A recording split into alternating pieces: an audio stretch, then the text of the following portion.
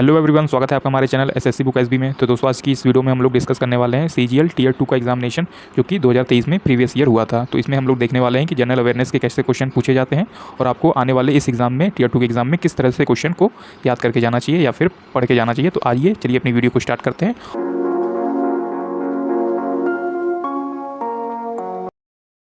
तो आइए चलिए अपने पहले क्वेश्चन को स्टार्ट करते हैं जो कि हमसे पूछा गया है, वर्ष 2011 की जनगणना के अनुसार किस राज्य की साक्षरता दर सबसे कम है।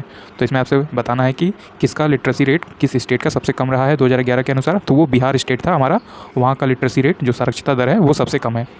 अगला क्वेश्चन हम देखते हैं जो कि है, भारत में राष्ट्रीय निवेश कोष के संबंध में निम्नलिखित में से कौन सा कथन सही है।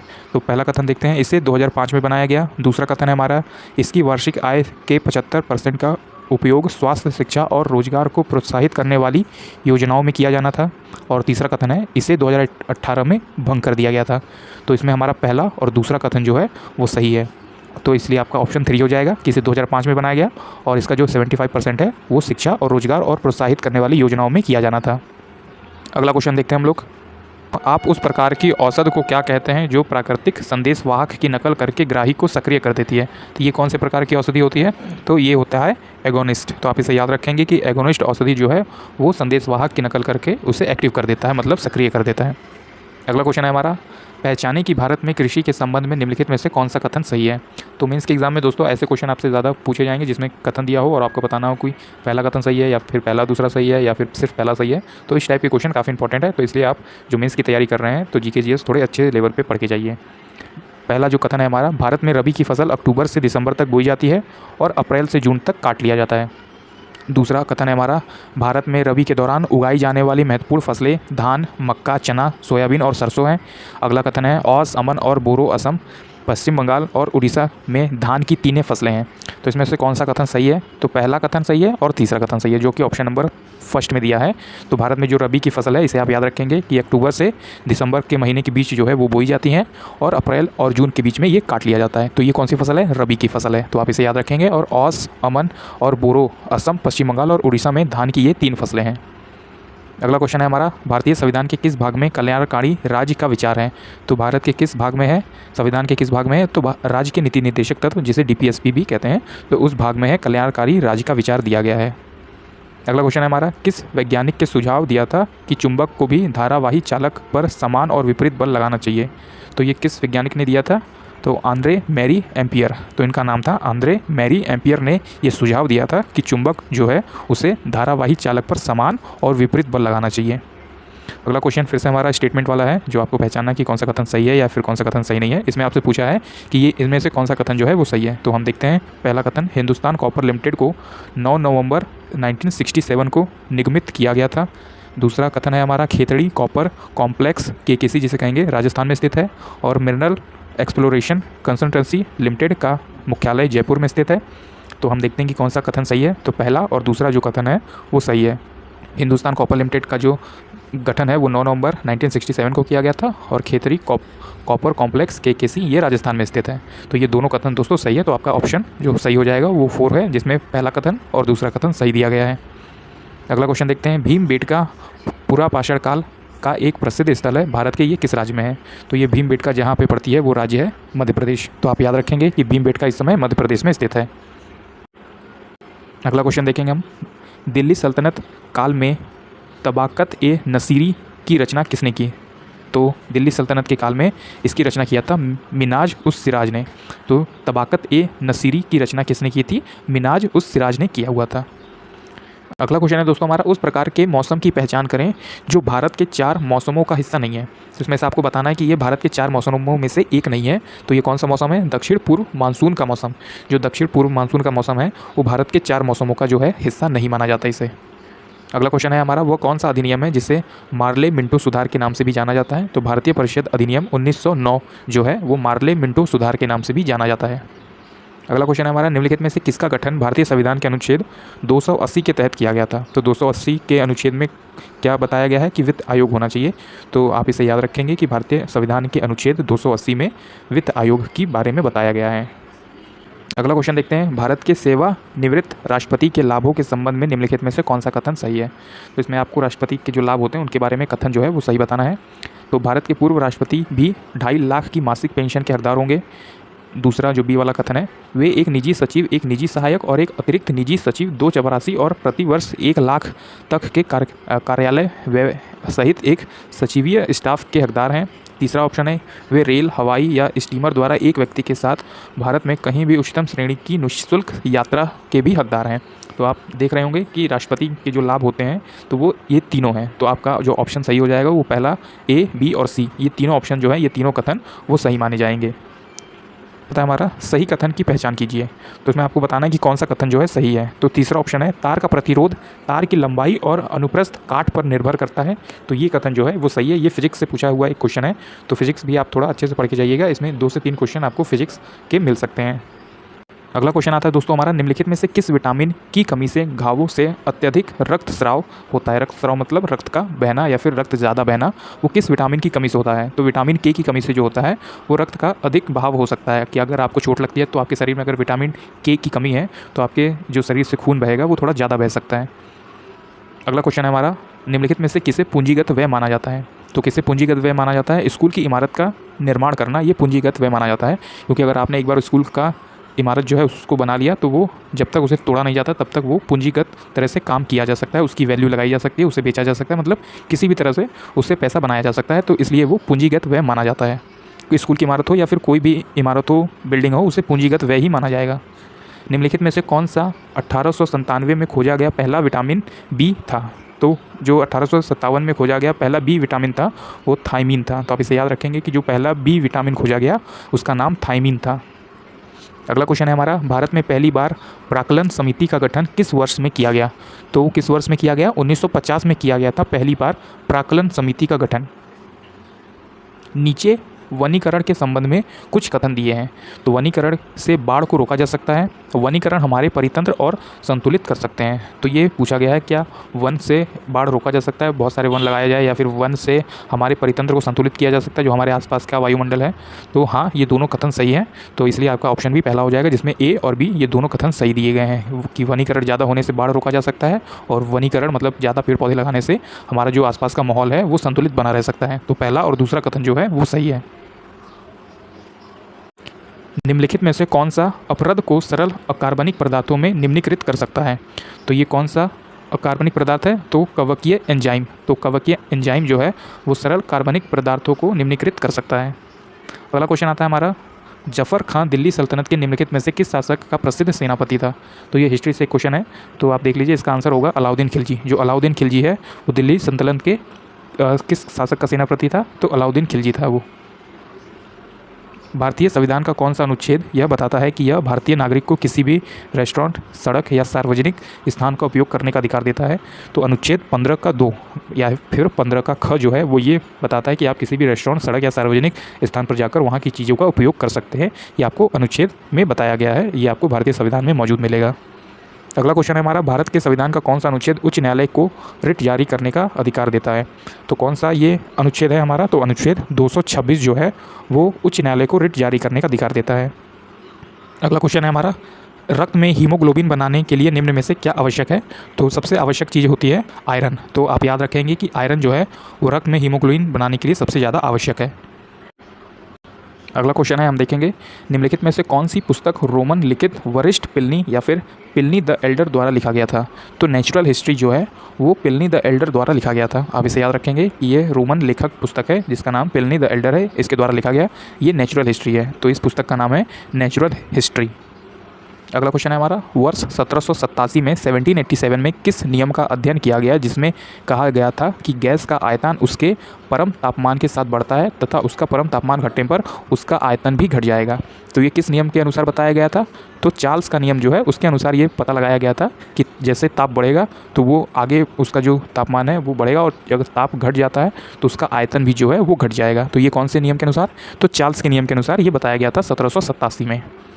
अगला क्वेश्चन हम देखेंगे, निम्नलिखित में से कौन सा एक अप्रत्यक्ष कर है। तो कौन सा एक अप्रत्यक्ष कर है, तो वस्तु एवं सेवा कर जिसे हम जीएसटी भी कहते हैं। तो जीएसटी जो है वो एक अप्रत्यक्ष कर है। अगला क्वेश्चन आता है हमारा, भारत में निम्नलिखित में से कौन सा विधेयक राज्यसभा में पुनः स्थापित नहीं किया जा सकता। तो धन विधेयक जो है वो राज्यसभा में पुनः स्थापित नहीं किया जा सकता। अगला क्वेश्चन देखेंगे हम, जो कि मैचिंग से रिलेटेड है। तो मैचिंग से रिलेटेड भी क्वेश्चन कई बार आते हैं दोस्तों, तो आप इसे अच्छे से मैच कीजिएगा, वरना कई बार जो होता है वो क्वेश्चन गलत होने की संभावना रहती है।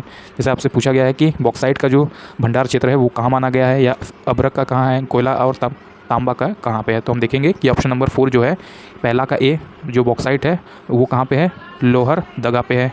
अभ्रक जो है वो भीलवाड़ा में है, और कोयला जो है वो झरिया में है, और तांबा जो है वो झुंझुनू में है। तो आप इसे याद रखेंगे कि ये मैचिंग से रिलेटेड क्वेश्चन है, जो आपका ऑप्शन नंबर 4 हो जाएगा सही।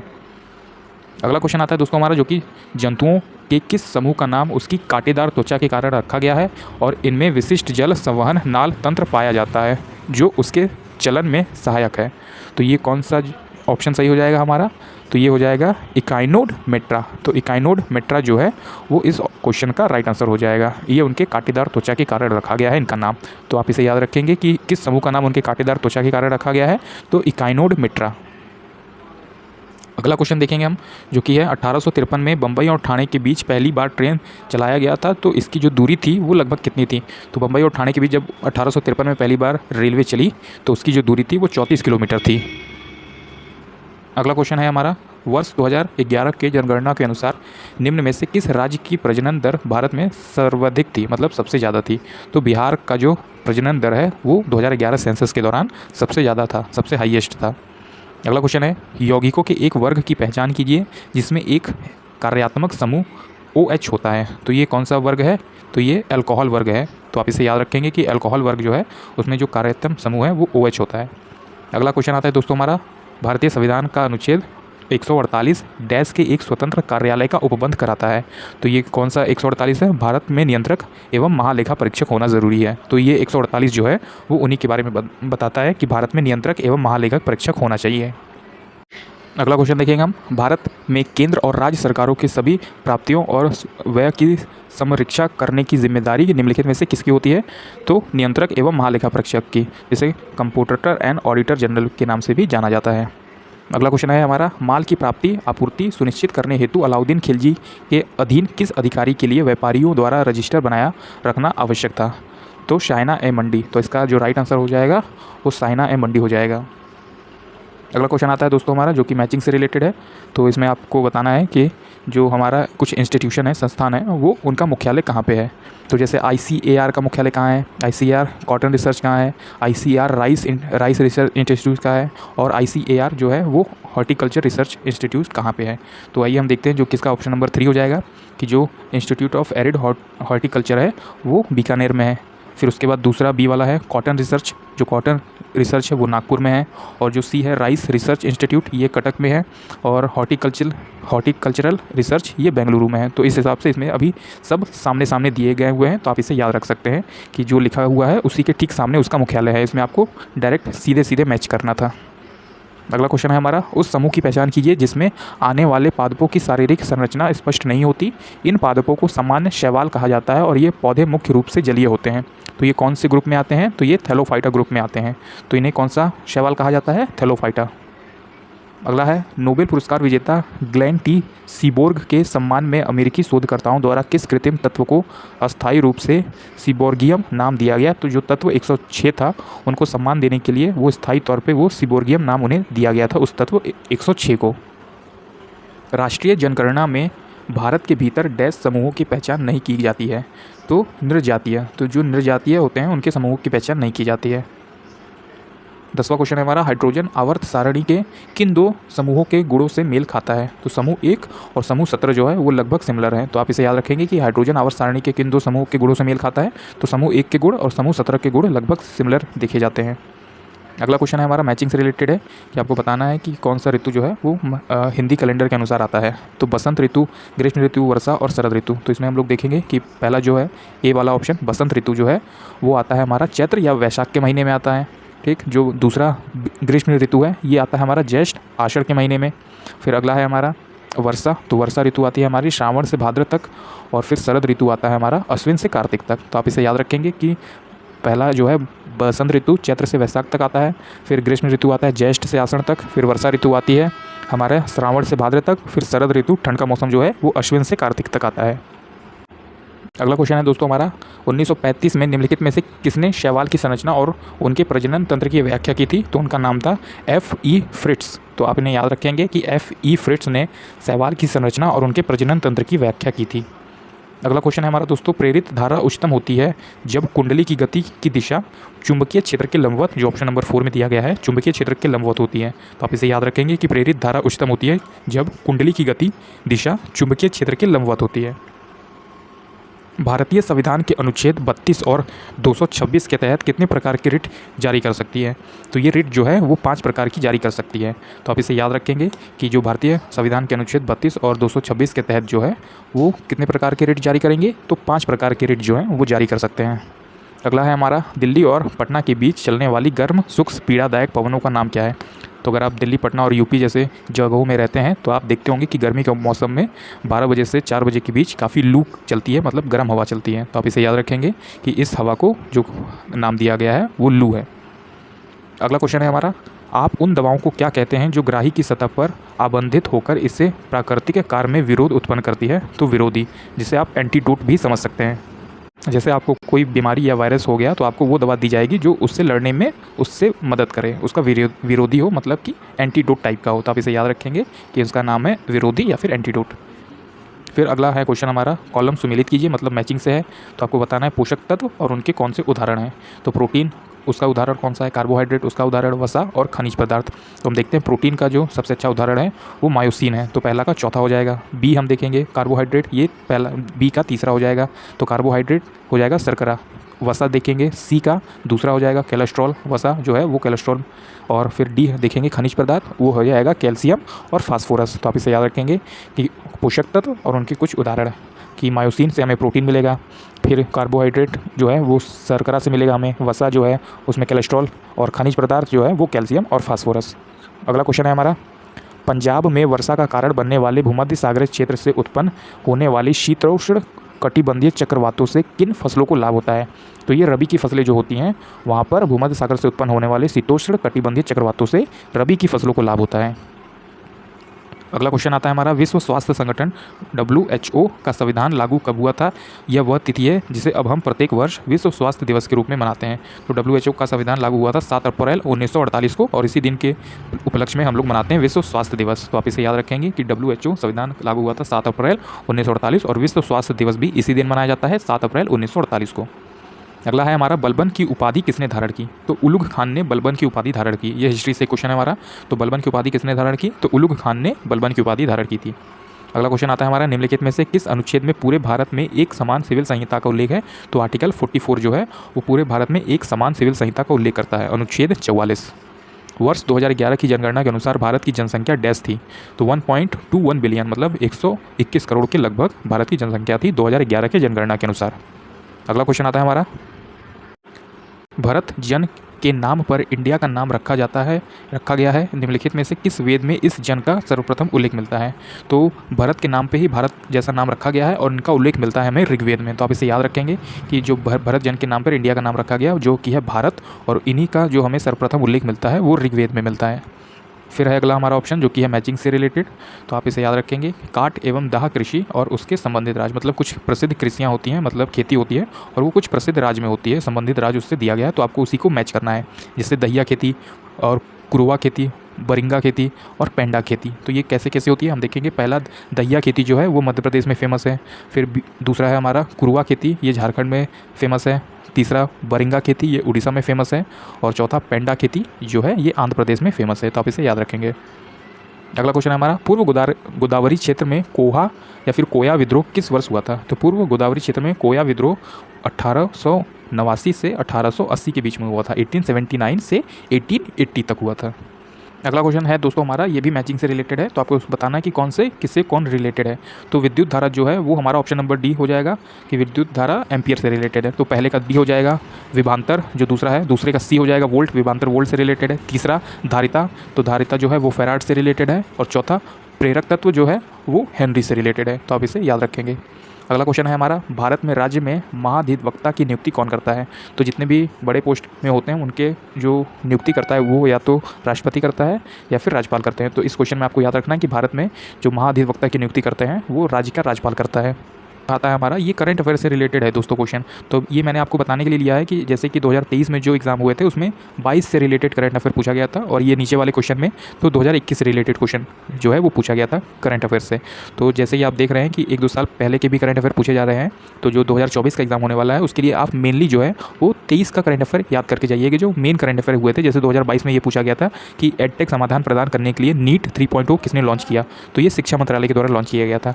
तो ऐसे कुछ इंपॉर्टेंट चीज़ें जो शिक्षा विभाग से जुड़ी हो, जो सैन्य विभाग से जुड़ी हो, जो केंद्र सरकार से जुड़ा हुआ हो, तो इससे रिलेटेड आप करंट अफेयर क्वेश्चन तैयार करके जाइए जो 2023 में हो चुका है, क्योंकि 2023 के ही करंट अफेयर पूछे जाएंगे आपसे।